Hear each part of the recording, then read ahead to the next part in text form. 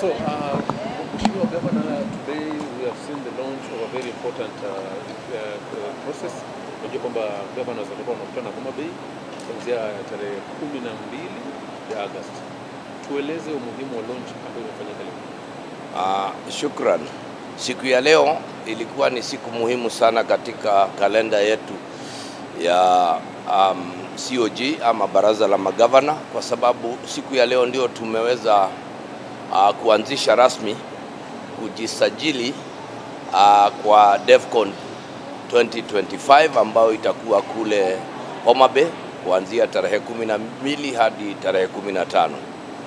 Kwa yeyote yule ambaye angetaka kujiandikisha na kujisajili, tovuti basi sasa iko tayari. Pengine ukaingia kule ni www.cog.go.ke na basi pale utaweza kujisajili, ukaweza kuwa mmoja wa washirika ambao wataweza kuingia katika ile conference ambao tutakuwa nayo au kongamano tutakalokuwa nalo kule Homa Bay. Kitu ambacho ningetaka kusema ni kwamba kuna mwaka huu tumejaribu kufanya tofauti, kwa sababu kwa muda imekuwa ni serikali ambayo inazungumzia wananchi, lakini kwa sasa tumeamua kwamba tungetaka pia baada ya miaka karibu 13 tangu ugatuzi tuweze nasi kusikiliza wananchi na kujua vile mambo yalivyo. Kwa hivyo kwa wakati huu kuna pengine utofauti kidogo, kwa sababu kuna yale mambo ambao tunaita side events ambazo hufanywa katika kongamano lile, ambalo kwa miaka ambao tumeifanya kwa pengine makongamano 8 ambazo tumezifanya, sisi ndio huwa tunapeana mwelekeo. Lakini kwa sasa tumefungulia kwa wahisani wote. Mtu yeyote ambaye ana jambo, tutakuwa na zaidi ya vibanda 500 ambapo unaweza kuingia ukaweza pia kuonyesha bidhaa zako na mambo kama hayo. Kuna mengi pia tungetaka tutakuwa na wakati wa magavana kukutana na wahisani, wahifadhi na watu wengine wote wafanyabiashara kule Homa Bay. Kwa hivyo siku ya leo ningetaka nikashukuru Gavana Gladys Wanga ambaye kwa mwaka huu ni kweli bahati imemwangazia, kwa sababu yeye ndiye atakuwa host wetu ambaye ndiye atakuwa akitukaribisha kule Homa Bay, na kulingana anavyotueleza kuna mengi ambayo tutaweza kuyapata. Kwa hivyo yangu ni kuwakaribisha kila mmoja akaweza kufika katika kongamano lile mwanzo sasa, kwa sababu tovuti tayari ishaanzisha kazi. Jisajili, kuna malipo kiasi utalipa, na pia nichukue nafasi hii kuwaomba wale wahisani ambao wangetaka kuandamana nasi, kwa sababu ni kongamano hili litatugharimu pesa kiasi. Counties pengine zitaweza kutoa kiasi fulani, lakini pia tutategemea wahisani wakaweza kufanya kazi pamoja nasi. Shukrani.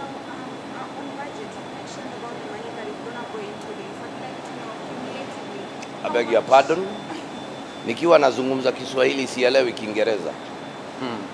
Anauliza kuhusiana na bajeti ambayo pesa zote ambazo zinahitajika kuandaa kongamano hili, na labda tukishikanisha na hilo unaweza pia kutuambia, unasema kwamba ama tunasema ya kwamba devolution imeanza kufanya kazi. Ndio.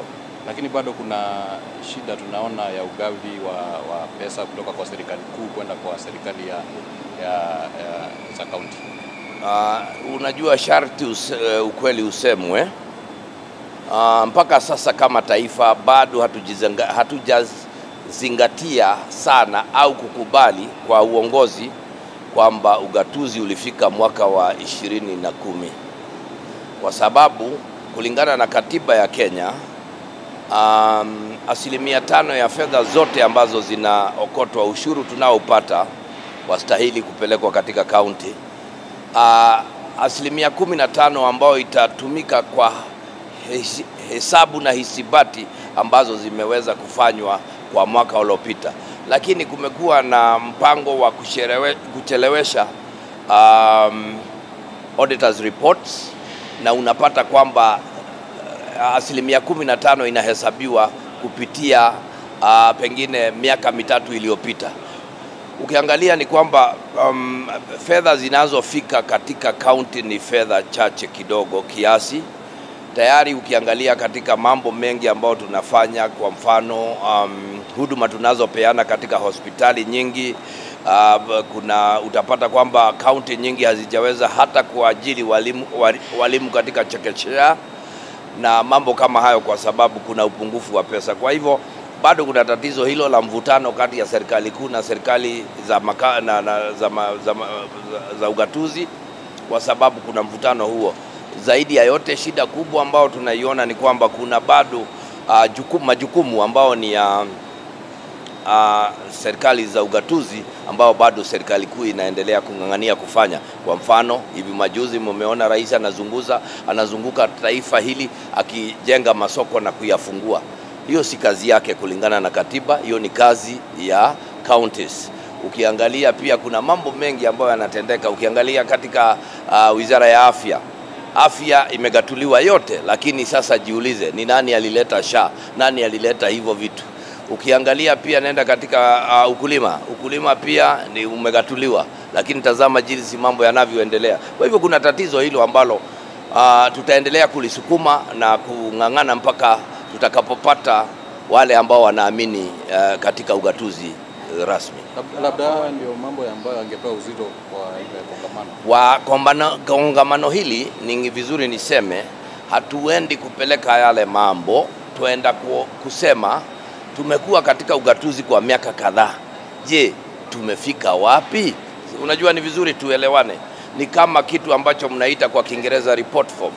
Tungetaka wananchi wakatuambia. Na ukiangalia tumechukua msimamo wa kusema kwamba kwa siku nyingi imekuwa ni viongozi. Kwa sasa it is for the people, for prosperity. Tujue, je, ugatuzi huu pengine umefaidi viongozi pekee, lakini wananchi wamefaidika? Mambo kama hayo. Na tukiangazia hapo the last sentence. Pengine kuna ujumbe unaweza waambia Wakenya wanaohisi kuwa ugatuzi haujafanikisha ahadi yake. Mimi ningetaka niseme hivi, nimepata nafasi kutembea katika zaidi ya kaunti 40. Na ninapowasikiza wengi wanasema kuna tofauti kubwa. Niseme tu mfano. Wananchi wa Mandera wameona lami kwa mara ya kwanza baada ya ugatuzi.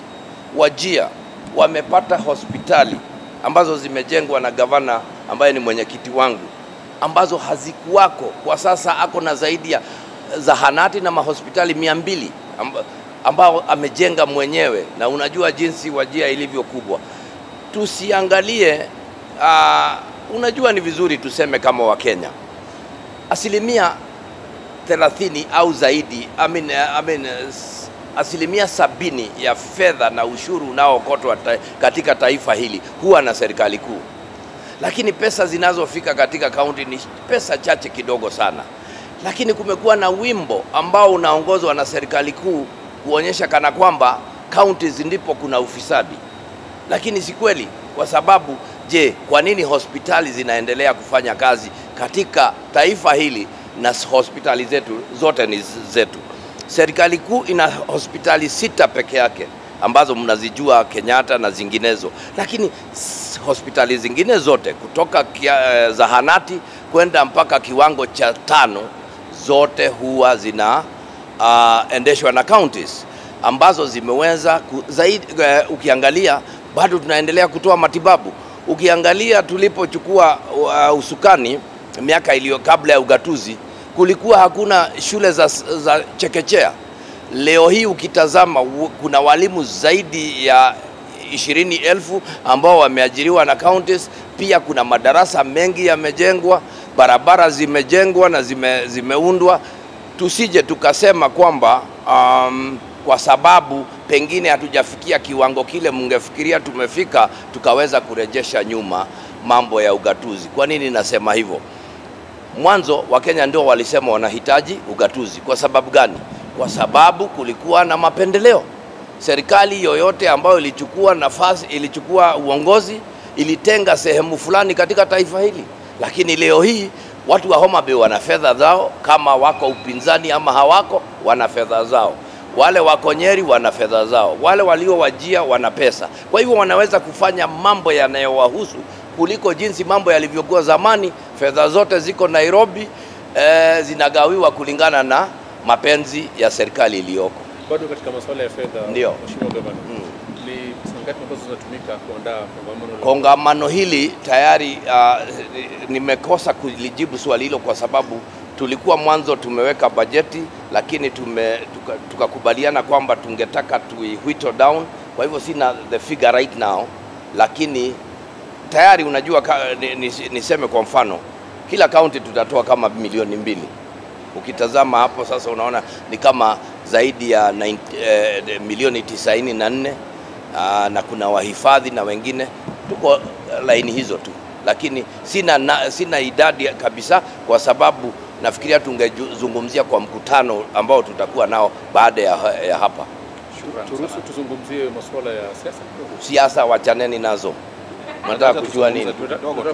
Mnataka kujua nini? Je, eneo la Mlima Kenya sasa limeanza kuungwa? Hapana, mimi ningetaka niseme ukweli. Unajua ni vizuri tuseme ukweli. Tunafurahi kwa sababu rais amekuja, na hii wiki imekuwa nzuri kwa sababu tumepata marupurupu. Tungetaka awe akiendelea kuja kwa sababu akija marupurupu yanapatikana na tuna furaha. Lakini mwito ni ule ule. Tuko pale pale.